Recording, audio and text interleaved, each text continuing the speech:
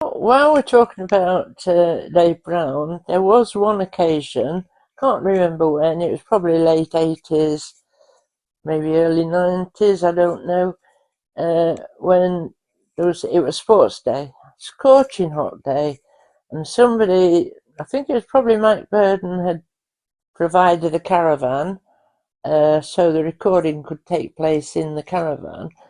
And I was in the caravan with Mike Burden recording the races and what have you. Scorching hot. The world's worst place to be when it's sort of 90 degrees, stuck in a caravan. So I was moaning like crazy. But halfway through the afternoon, suddenly, thunder, lightning absolutely sheeted it down. Kids didn't have to take any instruction. In other words, you better go home. They just ignored that and just went home in about 5 minutes flat. But the people who were still left there were trying to get in the caravan. It was quite difficult to get about 30 odd people in one caravan. But that was a nightmare, that was. But it was quite funny that the kids took it on themselves. Oh, we're not staying in this, we're going home, which they did.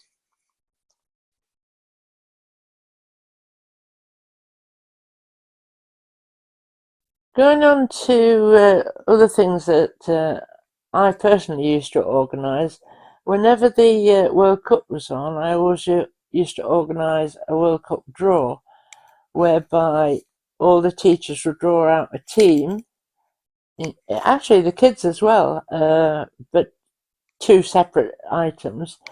Uh, Members of staff would draw out a team and pay £1 towards that team and then follow it, and then there'd be prizes at the end, obviously. But I went to science department to Steve Daniels and said, "Would you like to participate in the World Cup draw?" And he said, "Oh yeah, I'll do that." I said, "Well, it's £1 a ticket." He said, "Oh, sorry, Nita, I don't carry any money on me ever in school." So I said, "Well, that's all right. Just draw out a team and then pay me tomorrow." So he said, yeah, that's fine. So he drew out a team. I can't remember what team it was, but he actually made me go every single day to collect 10p from him until I eventually got the quid off him. How disgusting was that? And also, David Chinanu, who was religious education, he when I went to him and said, "Oh, we're doing this World Cup draw," he said, "Oh yes, I'm interested in that. I'll have Argentina." No, no, it doesn't work like that. You've got to draw it out of the hat. Oh, oh, I thought I could choose. No, you can't. I said, "You've got to draw a team out of the hat." So he drew it out of the hat. Guess what? Argentina.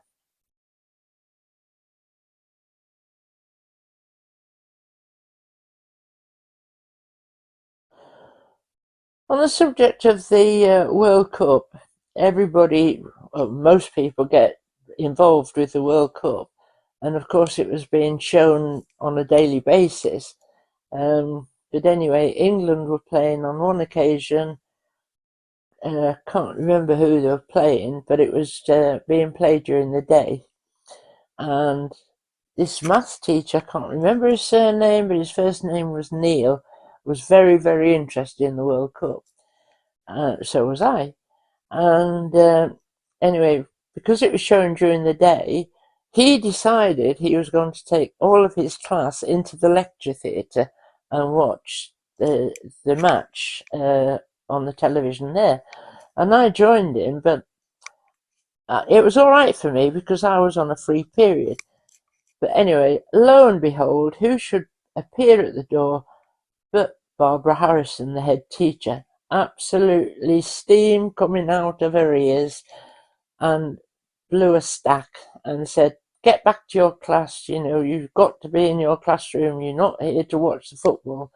Well, I stayed because I was free period, but the downside of that was Neil went back with his class and kept sending runners with little bits of paper every 5 minutes to say, "What's the score now?" And I was sending the little runners back with the score.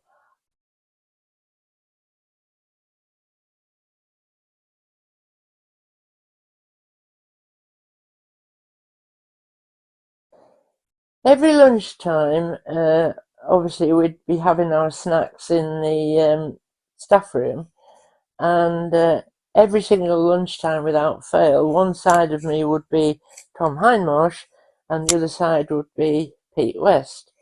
And that was like that every single day. But eventually I said to them, because all they ever talked about was football, nothing else, it was always football. So in the end, I was like pig in the middle. And in the end, I said, do you think you two could find something else to talk about other than football? Like what? They said. I said, well, I don't care, to be honest.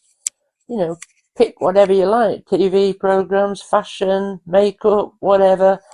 As long as it's not football. Made no difference whatsoever. They still kept talking football. But I held a party at home, and quite a few teachers came.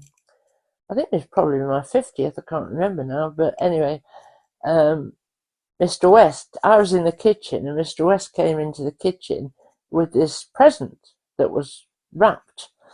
And I said, oh, I didn't expect a present, you know, through a party, that's it, I don't expect presents or anything. No, he said, I bought you a present. Actually, I didn't unwrap it until after they'd all gone. And after they'd gone, I unwrapped it, and it was the Manchester United yearbook. What the hell did I want with that? So when I went to work the next day, I said, what the hell did I want this book for? He said, there's a very good reason why you should have that book. I said, why is that then? He said, so you can join in the conversation. Oh, is that it then? No, you've got to study it. And me and Tom are going to ask you questions about it every single day. Like, for instance, where does Sunderland play? Stadium of Light. Well done, Nita, you've read that bit.